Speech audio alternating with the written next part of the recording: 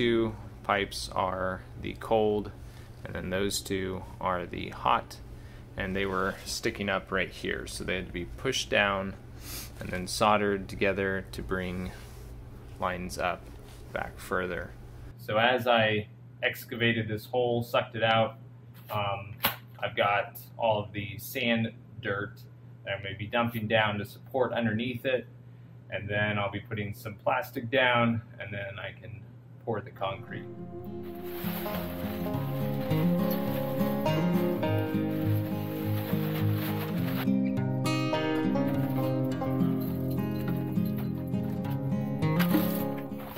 If in the future they needed to access this pipe, cut it out, whatever, do what I'm doing here, move something, if that's encased in concrete, it's going to be miserable for them.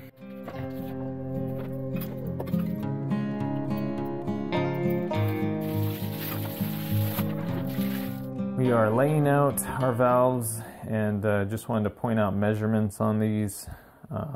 So we've got several things going on here. So first off, we've got the Delta multi-choice rough-in valve R10000. So where these little feet are going to be mounted to here should be about 2 3/4 of an inch. And this is the finished surface of the wall. Okay, so this is a 2x6 wall, but maybe you've got 2x4s. So here's 2x4s. So on a 2x4 wall, you've got 3.5 inches of space. Most of the time people will mount them on a 2x4, which means you've got 1/2 inch Hardie board, and then, you know, a 1/4 inch tile with 1/4 inch mud bed, you know, somewhere around there. Depends on your finished wall. If you're using some granite, something thick, you need to adjust for that. So use shims to bring yourself to your final location, because you can always remove the shims to push it back a little further if you need to. So anyways, this is the multi-choice valve. The next piece to our puzzle is this diverter here. Okay, so this diverter is the Delta multi-choice diverter, and it is the R11000. It is a 3 or a 6 position diverter. We're only going to use these 2 ports. So you'll have first position, water coming out of here. Then you'll have second position, water coming out of both. And then third position, only coming out of this side. In a 3-position diverter, you're not going to have water coming out of this right port, which is why they say cap this outlet if using 3-function diverter. This one also gets installed from the back of this, or from the face of the stringer, 2 3/4 of an inch. So these match. Now they do make a combination that's already pre-attached with these two, so you can buy that as well, but these are separate. Coming off of the diverter is the R50200, so 50,200. This guy is the body spray rough-in valve. He's 3 inches from the stringer, and that's to the center here. Now if it winds up your finished wall is a little bit forward, you're still good. If it's a little bit back, you're still good. So 3 inches is where you're aiming for your stringer to be set, for this guy to be mounted. And these need to be mounted in pressure loops. So you can see that right here, that when they're put together, that there's a pressure loop so that there's not more pressure going to one or another. Yeah, so these are our primary rough-in valves. We're going to have a valve here that will be controlling the rain head shower, which will be way up there on the ceiling. Then we will have another valve that controls the primary shower head, and then a handle sprayer over here. Then we will have another valve that is the second shower, and it will control body sprays here, and then a shower head up here. We're going to be pulling water from right here, taking it over, and then coming up here. And then for this side, we'll be coming up in this area for that valve. This vent is kind of in an unfortunate location. More than likely, I'll have to cut it and offset it to go back into the wall and come up, because it's going to wind up that my valve is like right here. So he's going to be in the way. That's up. So this is where it needs to go. tubes are centered on the horizontal laser. This, for me right now, is simply the beginning point. The next valve will wind up being here somewhere. Alright, so sometimes when you're doing this, you put a screw in and it'll pull everything off to the side. So if you take a little nail, and clip the head off of it, tap it in,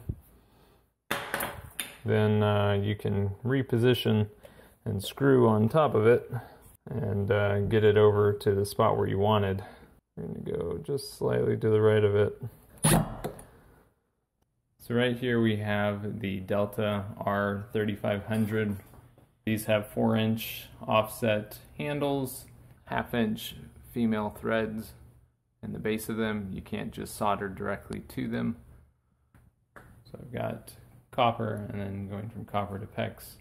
In here, you're going to notice most everything I've done is copper, because copper has a higher flow rate than PEX, at least for the same size. So PEX just has a much thicker wall, even though the outside diameter is the same as copper or CPVC. We have the primary shower valves. This valve here on the left is going up, and it's going to be feeding a 20-inch by 40-inch rain head shower. The standard valve, and then the diverter valve right above it, which is going over to the handheld shower and then up to the shower head. On this side, we've got, again, standard valve going up to the diverter. So these body sprays, we have them at the height, once the floor gets done and the mortar bed gets made, they'll be at about 39 and 54 inches. That seems to be about right for average height to kind of get you in your back so that it's not spraying where it shouldn't spray. And you can see the pressure loop that was done here. Water's coming in at midway, and then the loop means that both of these will receive equal amounts of pressure so that water will not come out of one faster or less than the other. This is a high flow tub filler from Summerain. The model of this specific one is S1248NW. I just want to throw this together so you can see how much flow comes out of this.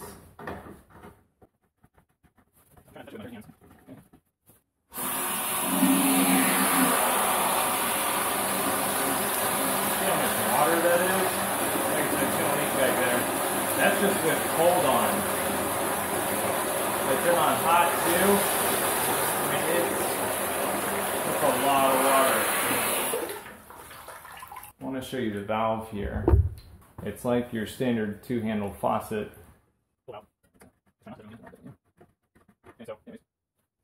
So it's got two 1/2-inch inlets, and they're just female thread.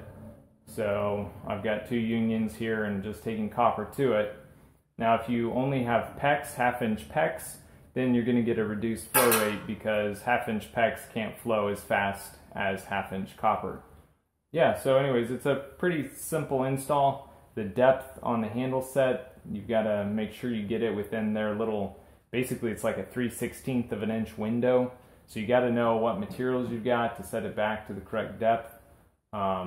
But seems really well made. It's just a brass cast fixture, and then you can adjust, you know, the depth of the faucet spigot itself. But the handles are really what you gotta get just right. Okay, well that's it for the current valves in this bathroom, and now it's moving on to framing and electrical, and then insulation and drywall and Hardie board and all that kind of stuff.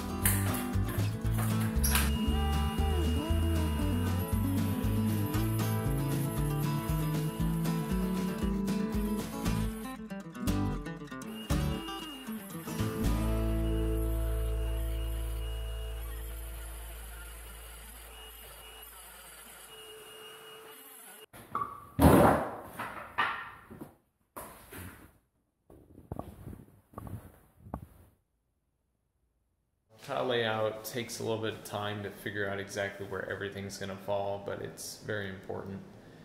So I have to not only map inside the shower, but out. I have to map to the floor, the heights, where the valves are coming in, and we're also doing a 12 by 24 inch tile that has a third of an offset. So I have to map out 2 rows of tile. What I do is I start with the height of tile. So I've got up here that 1 tile is 11, 13, 16, 2 is 23, 11, 16, and 3 is 35 and a half inches. So I start mapping, okay, if I start with tile here, okay, on the outside, if I, how large of a piece am I going to have left over here? So you got to calculate that. You need to map out where your valves are, and I've got valves and holes kind of everywhere.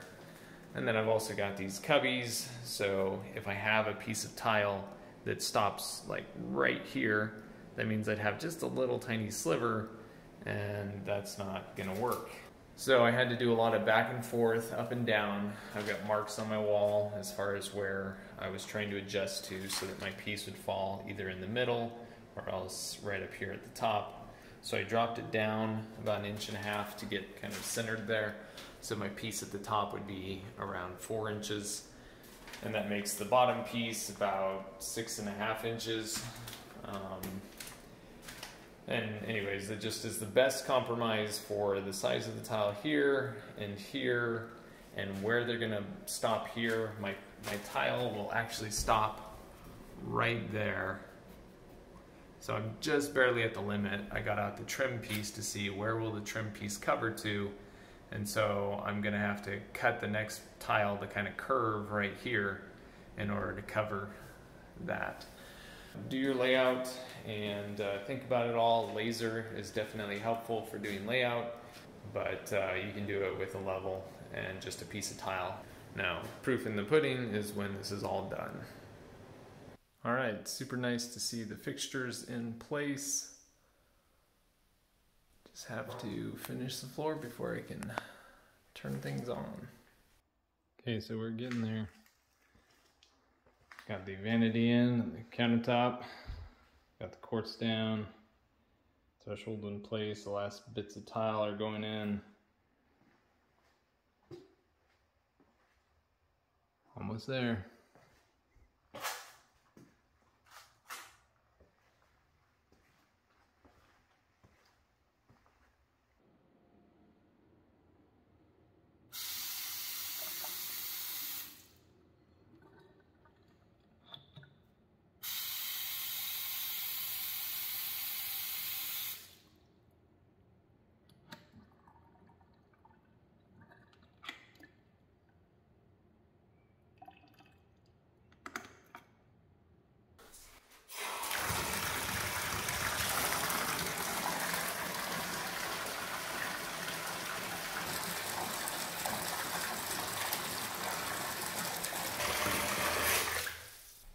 Just immediately shuts it off, which is very nice.